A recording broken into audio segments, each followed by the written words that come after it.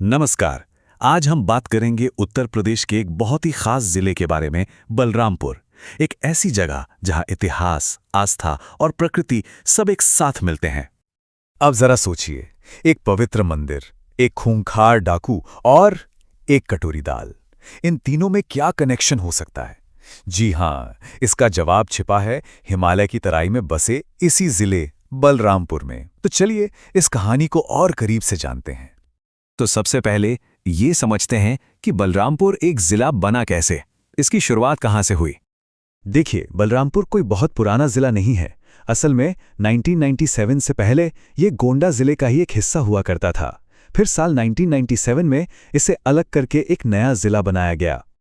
प्रशासनिक तौर पर देखें तो ये देवीपाटन मंडल का हिस्सा है। इस मंडल में कुल 4 जिले आते हैं: बलरामपुर, गोंडा, बहराइच और श्रावस्ती। अच्छा, तो अब बात करते हैं इस जगह की ज्योग्राफी और यहाँ के लोगों के बारे में। कैसा है ये इलाका? भौगोलिक रूप से बलरामपुर एकदम तराई क्षेत्र में पड़ता है। मतलब एक तरफ उपजाऊ जमीन, दूसरी तरफ नेपाल के साथ अंतर्राष्ट्रीय सीमा और राप्ती नदी के किनारे बसा हुआ है। चलिए अब कुछ आंकड़ों पर नजर डालते हैं। एरिया है करीबन 3,349 स्क्वायर किलोमीटर और आबादी है लगभग 21.5 लाख। इससे समझ आता है कि ये एक कृषि प्रधान जिला है। लेकिन यहां एक चीज है जो ध्यान खींचती है, वो है साक्षरता दर, जो 50% से भी कम है। और जब इस साक्षरता दर को थोड़ा और गहराई से देखते हैं तो एक बड़ी बात सामने आती है। पुरुषों की साक्षरता दर करीब 60% है। तो जब कुल दर 50% से कम है, इसका सीधा मतलब है कि महिला साक्षरता में एक बहुत बड़ा अंतर है, जो यकीनन यहाँ के लिए एक सामाजिक चुनौती है। तो सवाल उठता है कि इस जिले की अर्थव्यवस्था चलती कैसे है। इसका जवाब इसकी मिट्टी में ही छिपा है। यहाँ उत्तर प्रदेश सरकार की एक स्कीम बहुत महत्वपूर्ण हो जाती है, वन डिस्ट्रिक्ट वन प्रोडक्ट, यानी ओडीओपी। इसका मकसद है कि हर जिला अपने एक खास उत्पाद के लिए जाना जाए और उसे बढ़ावा दिया जाए। तो बलरामपुर का ओडीओपी क्या है? वो है फूड प्रोसेसिंग, और इसमें सबसे आगे है यहाँ की मसूर दाल। बलरामपुर की मसूर दाल की क्वालिटी पूरे देश में मशहूर है। तो एक तरफ दाल की खेती है जो तराई की मिट्टी में खूब होती है, और दूसरी तरफ है बलरामपुर चीनी मिल्स। ये 1975 से यहाँ है और अर्थव्यवस्था का एक बहुत बड़ा हिस्सा है।